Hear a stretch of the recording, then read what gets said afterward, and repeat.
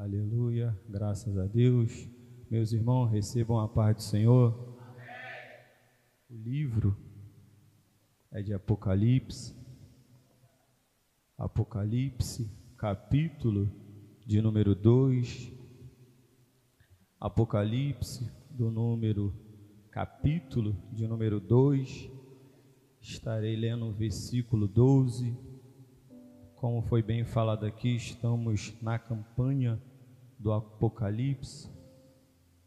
Estou na terceira igreja, a qual o nome é de Pérgamo. Estou encarregado com essa responsabilidade, e maior ainda por ser um dia de Santa Ceia. Mas Deus nos deu essa oportunidade e Ele nos garante. Apocalipse, capítulo de número 2, o versículo é de número 12, que vai dizer assim: é o anjo da igreja em Pérgamo escreve, estou lendo na King James: estas coisas diz aquele que tem a espada afiada de 2 gumes. Eu conheço as tuas obras, e aonde tu habitas, e onde Satanás está assentado, e tu retens o meu nome, e não negaste a minha fé, mesmo naqueles dias que Antipas foi meu martim fiel, e foi morto entre vós, onde Satanás habita. Mas eu tenho poucas coisas contra ti, porque tem aí uns que sustentam a doutrina de Balaão, que ensinava a Balaque a lançar uma pedra de tropeço diante dos filhos de Israel, para comerem coisas sacrificadas aos ídolos, e para cometerem fornicação. Assim também tens os que sustentam a doutrina dos nicolaítas, a qual eu odeio. Arrependa-te. Repita comigo: arrependa-te. Mais uma vez: arrependa-te. Senão eu virei a ti rapidamente e lutarei contra eles com a espada da minha boca. Aquele que tem ouvidos, ouça o que o Espírito diz à igreja. Ao que venceu darei de comer do maná escondido, e lhe darei uma pedra branca, escrito na pedra um novo nome, que nenhum homem conhece, senão aquele que o recebe. Feche os seus olhos. Pai, em nome do Senhor Jesus, me coloco aqui nesta noite. Pai, verdadeiramente, se o Senhor não falar aqui, eu não tenho o poder de falar nada. Senhor, eu sou totalmente dependente de Ti nesta noite. Então eu te peço, Senhor, que quando eu estiver pregando aqui, tudo aquilo, Senhor, que se opõe contra a Sua palavra venha cair por terra. Que tudo aquilo que não provém de Ti possa ser neutralizado nesta hora. Senhor, a minha vida está totalmente entregue em Suas mãos.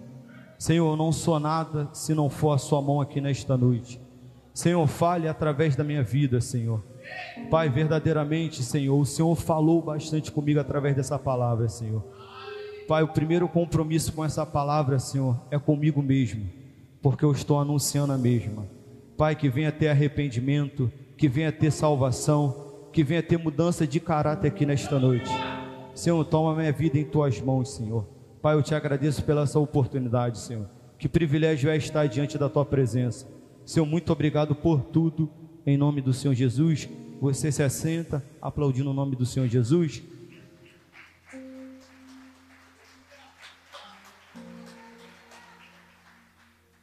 Quando eu fiquei sabendo que eu seria encarregado de trazer uma palavra através dessa campanha, desde o dia que chegou essa notícia para mim, quando a gente entende o peso da responsabilidade a qual essa palavra tem, a gente sente a palavra, porque o primeiro compromisso não é com quem está ouvindo, é com quem está anunciando. Então quem está anunciando, ele tem um compromisso de muito peso, e sentir essa palavra, Gabriele, conversei muito com ela acerca da mesma, foi não que um peso, mas uma responsabilidade muito grande. E responsabilidade não é para correr, responsabilidade é para ser executada. Talvez a tua dúvida aqui hoje: será que eu fui chamado para isso? Crer que o Senhor não te levantou em vão. Então, quando eu recebi essa notícia, Deus falou muito comigo. É a primeira palavra que Deus falou comigo: até que ponto tu serás fiel comigo? E falar sobre fidelidade nos momentos atuais hoje é muito difícil, Porque muitas das vezes a gente trocamos Jesus por pouca coisa. Muitas das vezes trocamos Jesus por pequenas coisas. Talvez você olhe para o seu lado e poderia dizer: muita gente estaria aqui nesta noite, mas preferiu trocar Jesus por algo que chegou na tua vida. Mas olha você aqui dizendo: eu não me corrompi, eu não mudei, eu não deixei, eu continuo o mesmo, fiel àquele que prometeu. Então, quando a gente fala de fidelidade, a gente fala de algo que é difícil, porque ser fiel quando tudo vai bem é uma maravilha. Agora, seja fiel quando nada dá certo. Aí está a prova a nossa fidelidade. Porque para você ser fiel, precisa que algo aconteça sobre a tua vida, para Deus mostrar aquilo que nem mesmo você sabia o que você era. Talvez algumas pessoas chegou aqui dizendo: Senhor, eu não sei como eu estou suportando, eu não sei como eu estou aguentando. É Deus dizendo: a tua fidelidade te fez chegar aqui nesta noite. A tua fidelidade te fez pisar aqui nesta noite dizendo: eu poderia escolher diversos lugares, mas eu escolhi ser fiel a Deus. E todo aquele que é fiel é colocado em prova. Não pense que você está aqui, Deus não vai te colocar à prova, porque Deus precisa às vezes extrair umas coisas da gente que a gente mesmo não sabe que a gente tem. E para extrair isso, Deus precisa colocar a gente em algumas situações essas que cada um que aqui está sabe o que está passando, porque para chegar aqui não é fácil. Quem escuta isso aqui dizendo vai falar: eu já escutei isso aí diversas vezes, mas tem pessoas aqui que carregam marcas e não pode parar, porque ela sabe se parar, algo que ficou lá atrás dá errado, algo que ficou em casa dá errado. Então ela está dizendo: e mediante as marcas, e mediante o que eu passei, eu continuo sendo fiel, porque eu acredito, aquele que fez uma promessa é fiel para fazer. Então fidelidade é você trair aquilo que te deu como responsabilidade. Perdoa dizer isso aqui, muitas das vezes somos pior do que Judas, trocamos Jesus por pequenas coisas. Então a fidelidade de muitos estão sendo posta à prova. Eu sou fiel, e quando chega para você ser fiel, você bate o pé e vai embora. Mas estamos aqui, e graças a Deus por essa oportunidade, que muitos não estiveram, mas estamos aqui hoje, porque a fidelidade está provada aqui, não muitas das vezes no falar, mas na atitude que você tem, porque muita gente falou que ia ser fiel a nós, que ia estar com a gente até o final, mas quando a adversidade chegou, eles foram embora. Mas Deus está dizendo: a minha fidelidade ainda continua contigo, a minha fidelidade ainda continua sobre a tua vida. Então ser fiel até a morte. Já viu muitas das vezes a gente declarou isso? Seremos fiel até a morte. E tudo aquilo que a gente fala aqui é colocado à prova na nossa vida. Tudo que anunciamos ou falamos aqui é vindo contra a nossa vida, porque a maior estratégia de Satanás é tudo aquilo que a gente fala aqui, a gente se contraria nas nossas próprias palavras, nas atitudes que a gente tem. Então quando a gente está falando sou fiel, então Deus vai falar: fecha a porta, seja fiel. Tudo aquilo que estava dando certo está dando errado agora, seja fiel. Então a gente agora não está falando apenas na palavra, mas está falando nas atitudes. E melhor do que falar é o tempo revelar quem somos. Muitas das vezes queremos bater boca ou discutir com alguém falando: vamos ver aonde vai, vamos até quanto tempo fica. Mas melhor do que falar é nossas próprias atitudes, que prova quem somos. Eu sei que muita gente fala e daqui a pouco vai embora. Eu vou falar isso aqui mesmo, mas estamos aqui porque o preço que foi pago na cruz do Calvário não tem como a gente alterar, não tem como mudar. Por isso a gente está dizendo aqui: Senhor, eu serei fiel, ainda que eu passe, ainda que a luta chega, eu serei fiel.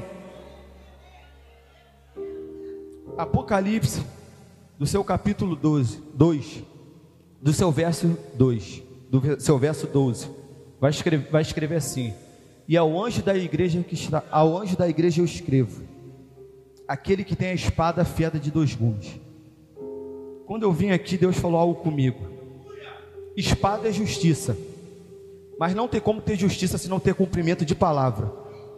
Então Deus está dizendo: para ter justiça precisa ter palavra, para ter justiça precisa ter cumprimento de palavra. Envergonhados ficarão nossos inimigos.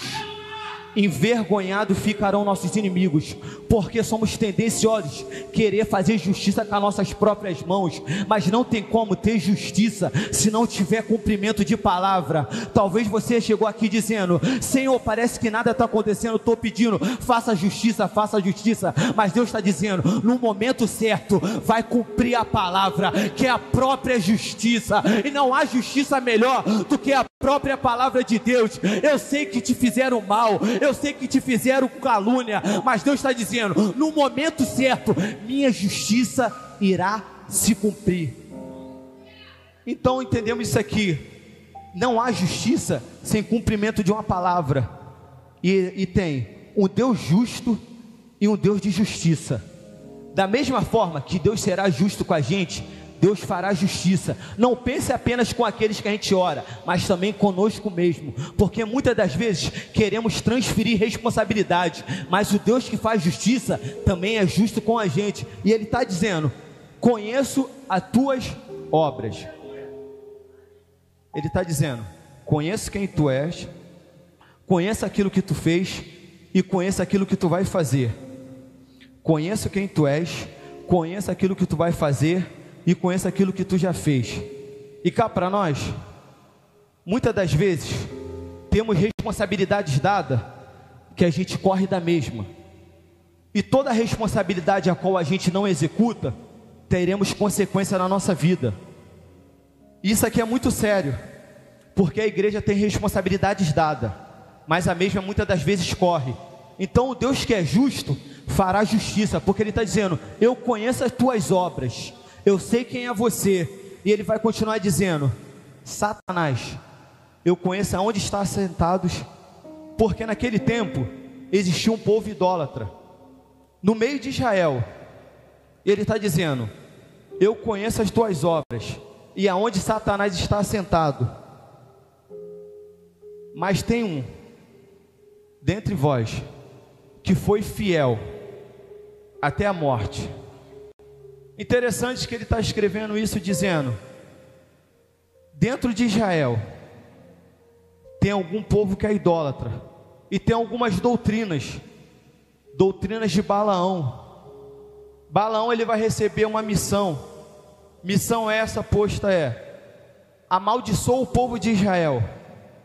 Balaão vai tentar lançar palavras sobre o povo, palavras essas que não surgem efeito, porque desde o momento que estamos direcionados com uma vida reta diante de Deus, não há palavras contrárias que vêm sobre nossas vidas. Então ele está dizendo: eu vou lançar a palavra, mas aquele que tem joelho posto e fidelidade ao Senhor, não há palavra que chega sobre a nossa vida e tem efeito, porque pode palavras vir sobre nossas vidas, pode palavras chegar sobre nossas vidas, mas a mesma não surgirá efeito. E ele vai voltar para Balaque dizendo: olha, eu não consegui amaldiçoar esse povo, eu não consegui amaldiçoar eles. Então Balaque agora vai mudar a estratégia, e a estratégia dele é reunir mulheres moabitas, levar para o povo de Israel, a fim de que o povo caia em fornicação, para dizer: esse povo de Israel, o mesmo que anuncia, fala de palavra, agora estão caindo no ato da fornicação.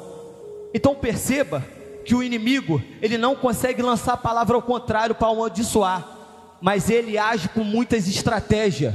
E aqui é um cuidado para a igreja: o inimigo, ele é estrategista, ao ponto dele mudar estratégia em estratégia, e ele reúne o povo, e ele manda mulheres, e esses homens caem no ato. Interessante que ele não consegue amaldiçoar o povo, mas o povo cai na sua própria vontade, cai no ato da fornicação. Eles se deitam com mulheres, eles fazem aquilo que não é para fazer. Mas esse povo é o povo de Israel, esse é o povo do Deus vivo, mas ele acaba caindo nesse ato, e ele vai dizer, completando: e tem umas doutrinas que eu odeio, dos nicolaítas. Era um povo a qual distorcia a palavra de Deus, era um povo a qual a palavra estava sendo anunciada, e eles tentavam mudar aquilo que estava sendo anunciado.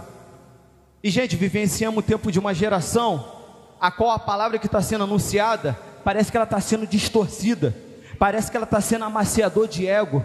E a palavra nunca mudou, ou é céu ou é inferno, ou você quer Deus ou você não quer. A palavra de Deus, ela é reta e direta, ou você quer Israel ou você não quer, ou você quer estar aqui dentro em verdade e em espírito, ou você não quer. Ele está dizendo aqui para a gente nesta noite, ou você quer ou você não quer. Chega de brincar, de um dia estar aqui dentro, outro dia estar lá fora. A palavra para alguém aqui nesta noite é conserto, porque não há como jorrar duas águas de uma fonte, não há como vir duas águas de uma fonte. Eu sei que é difícil, eu sei que dói, mas Deus está dizendo, noite de decisão, quer se sentar na mesa, primeiro se conserta, primeiro seja justo, correto e íntegro diante de Deus.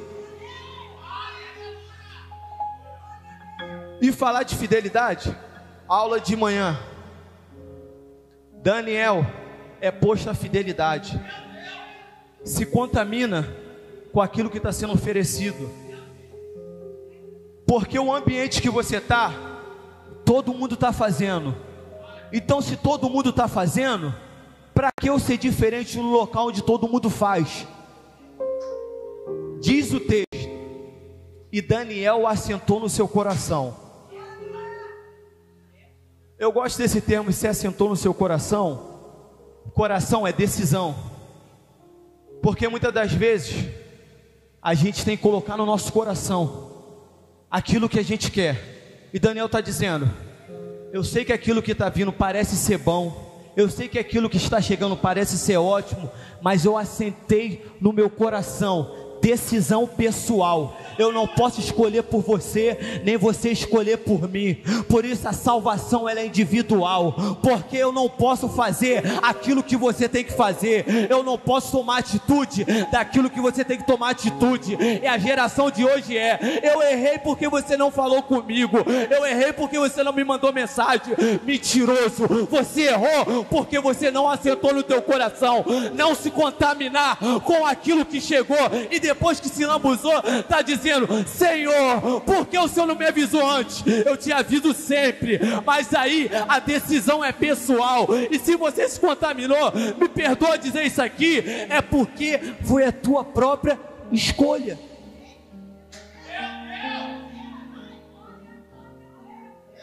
Tu acha mesmo que muita gente não poderia estar aqui? Não está por decisão pessoal. Sei que é difícil, sei que dói, é muito difícil. Sou jovem, vivenciei algumas coisas e sei o quanto é difícil estar aqui. E fidelidade ao Senhor é quando ninguém nos vê. Foi falado aqui de manhã, a fidelidade está exposta comigo aqui falando no microfone? Nunca. Minha fidelidade está quando ninguém está me vendo.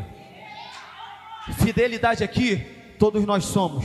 Quando ninguém está nos vendo, só eu e Papai do céu. E cá para nós não tem como esconder dele, porque aquilo que a gente faz, seja aqui, seja lá fora, está assinado no livro da vida. E quando a gente ir lá de frente com o grandão da Galileia, ele vai dizer, meu filho, está anotado aqui, domingo você escolheu, tá? E se você escolheu, ninguém foi por você não, a tua própria atitude te levou para lá, a tua própria escolha fez você ir. Eu sei que dói, eu sei que sangra, mas estamos aqui tu dizendo, Senhor, não me contaminei para participar da tua mesa. E cá para nós, que privilégio é estar diante da mesa do Senhor, que privilégio é entender o preço que foi pago na cruz do Calvário, a quem nem merecia, mas ele está lá dizendo, eu vou me entregar, porque Deus levantará diáconos, pastores,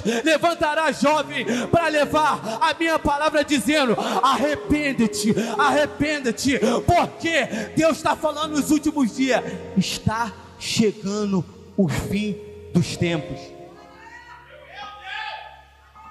Daniel se assenta a não se contaminar.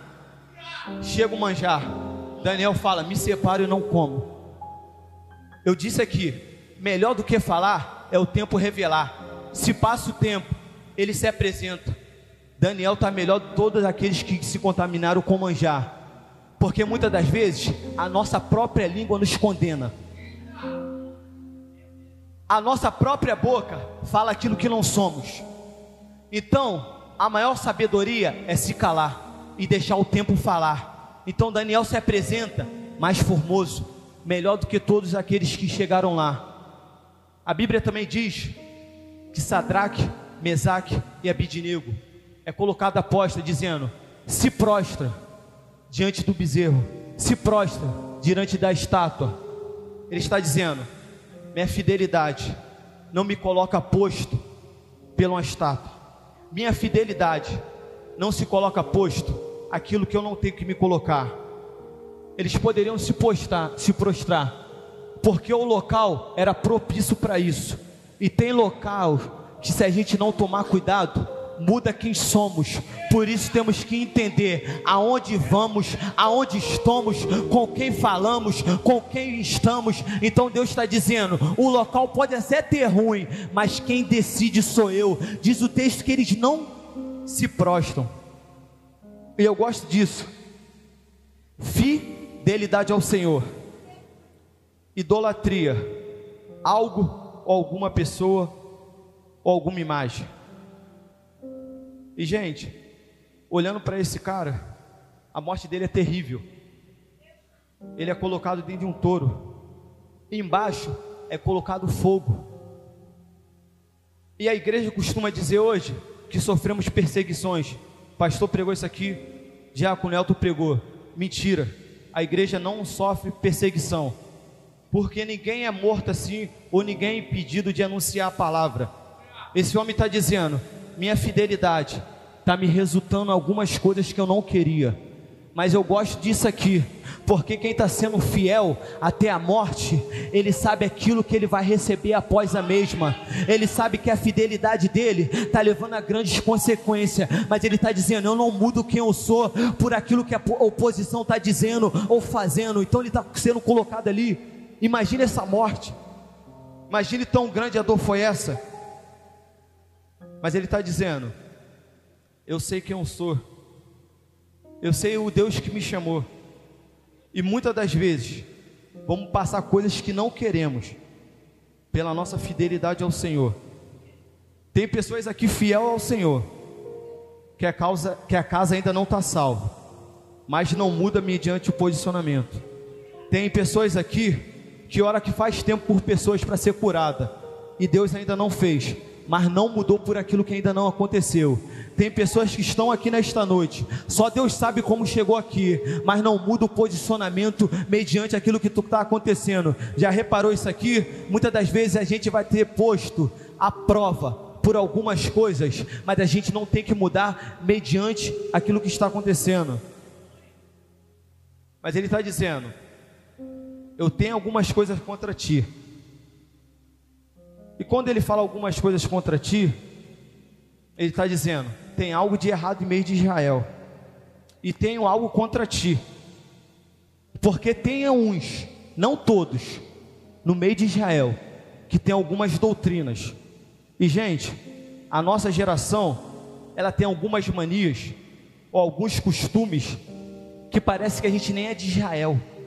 Parece que a nossa conduta, ou a nossa doutrina, parece de outros lugares, menos de Israel. Mas ele está dizendo: haverá correção sobre Israel, mas haverá sobre a minha palavra. E essas doutrinas eu odeio.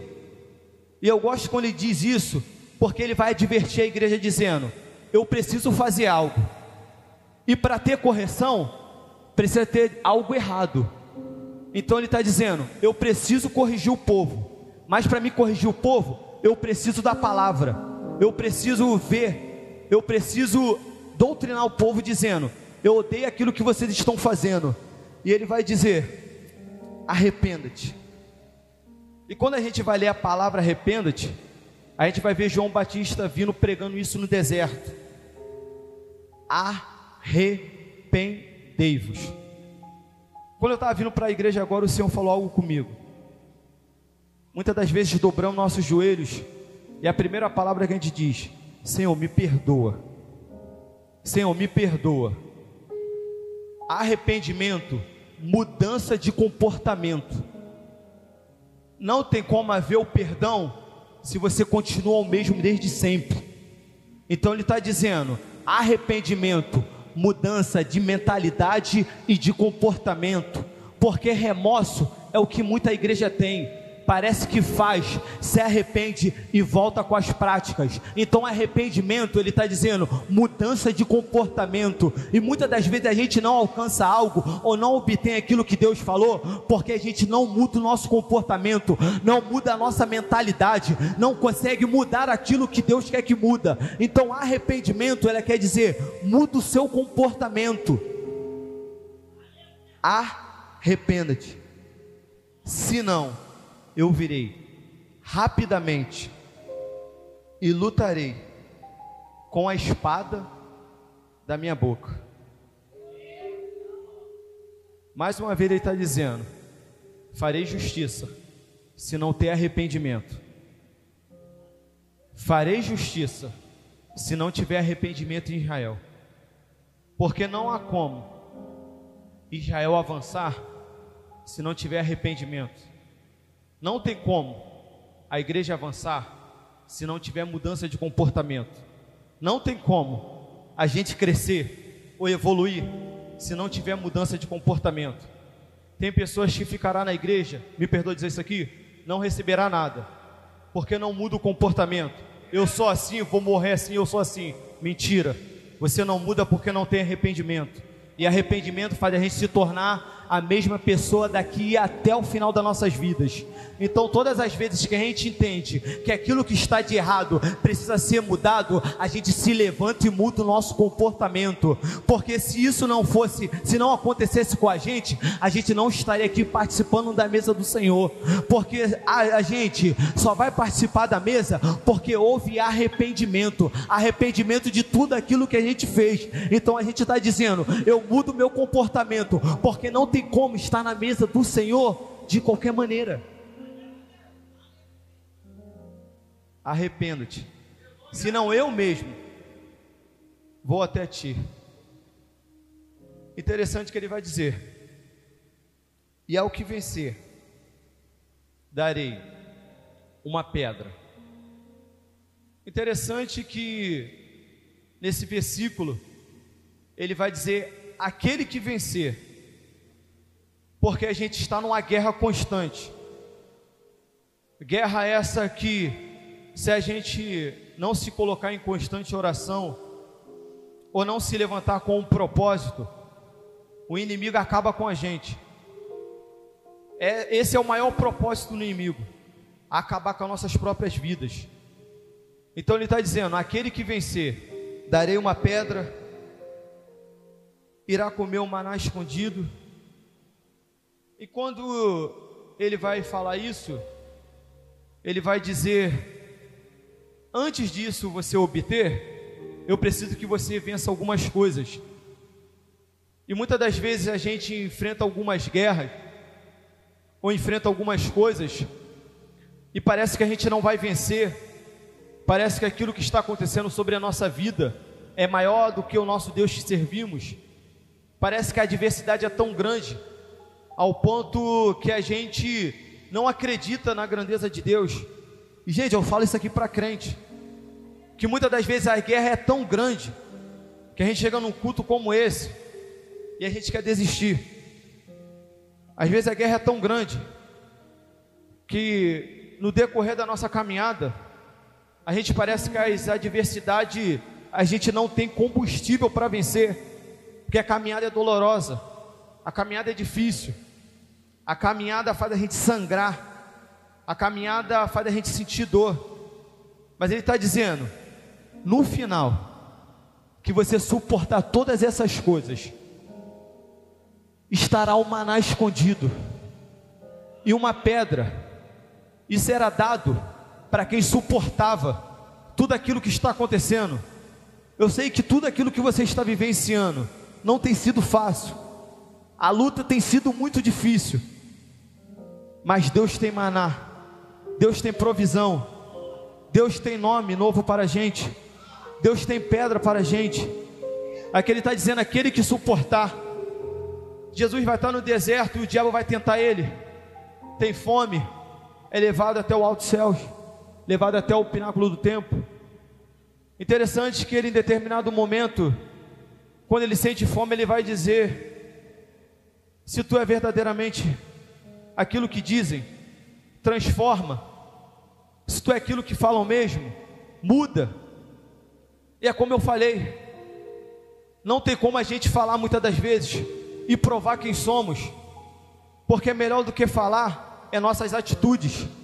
Não se corrompe, não transforma, mas no final disso tudo, os anjos vêm e o servem. Já reparou que diversas tentações ou adversidades que a gente enfrenta, no final da mesma, Deus vem com a provisão e alimenta a gente?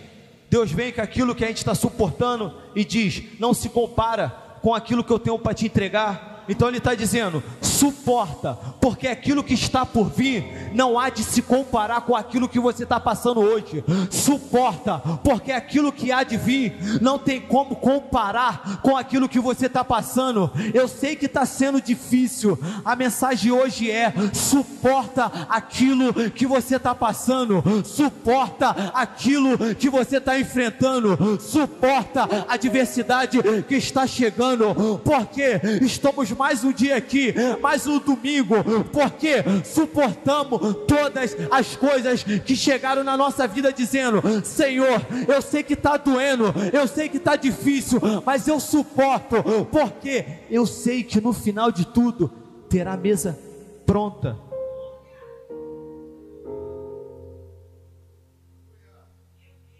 E aquele que tem ouvidos, ouça o que o Espírito diz à igreja. Todos nós que aqui estamos, temos ouvidos, mas diferente de ouvidos é ouvir a mensagem que está sendo falada, porque ouvir todo mundo ouve, agora praticar a mesma que é diferente. Todo mundo cansa de ouvir palavras, mas tem gente que não muda o comportamento. Palavras e palavras são anunciadas, e a gente diz: como pode não se converter, ou como pode não se arrepender? Não temos poder de convencimento em nada, mas porque muitas das vezes endurecemos o nosso coração.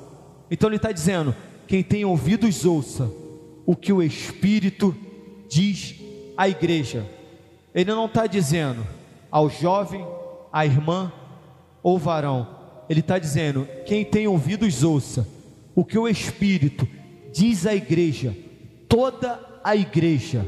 Ele está dizendo: arrependei-te, se arrependa. Se não haver arrependimento, não tem como a gente participar da mesa, não tem como a gente estar em comunhão a Deus, porque arrependimento faz a gente estar sentado aqui nesta noite dizendo: eu entendi todo o preço que foi pago. Então, se eu entendo todo o preço que foi pago, eu tenho mudança de comportamento e eu participo da mesa. Então a nossa fidelidade vai ser posta à prova muitas das vezes. Mais fiel é aquele que começou a boa obra. Estou aqui porque um dia essa palavra me alcançou e trouxe um arrependimento sobre a minha vida, ao ponto de eu olhar e dizer: o que eu fiz da minha vida, o que eu estava fazendo da minha vida. Rapidamente minha mente teve uma mudança de comportamento, ao ponto de abandonar tudo e vir para os braços de Jesus. Hoje, arrependimento, larga tudo e vem para os braços de Jesus, porque tem gente que tem que estar diante da mesa do Senhor. Os tempos têm se findado. Falei para minha mãe hoje, o pastor pregava e eu estava ali atrás, fechei os olhos e Jesus falou assim comigo: estou voltando. Eu, de olhos fechados, pisei em algo. Quando eu olhei, tinha um papel no chão, guardo na minha gaveta. Nesse papel estava escrito: Jesus está voltando. Rapidamente, quando eu vi esse papel, na hora meu coração criou um temor tão grande, e eu falei: Senhor, teus dias estão se findando aqui na terra, e não há nada mais aqui na terra que a gente possa obter, porque tudo ficará, a gente não levará nada.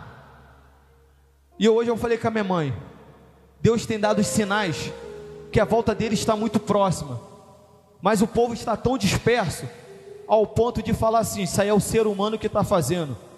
É Deus dando os sinais, que não quer perder os seus, mas também quer uma atitude minha e sua. E para isso acontecer, tem que ter arrependimento, mudança de comportamento.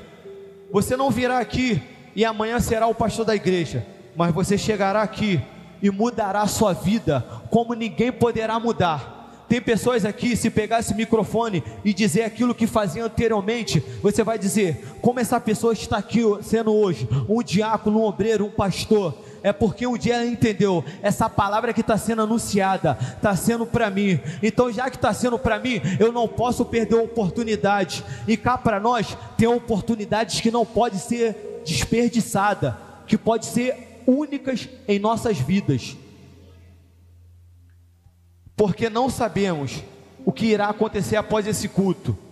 Não sabemos que acontecerá daqui a pouco, a 10 minutos. Jesus pode voltar, e pessoas que não quiseram, infelizmente ficará. Isso aqui é muito sério, ao ponto de pessoas olhar e dizer: isso aí é mais uma pessoa dizendo isso. Mas é o próprio Deus dando um alerta para a igreja hoje: conserto, arrependimento e mudança de comportamento. Porque uma igreja que não tem conserto nem mudança de arrependimento, não tem mudança de caráter.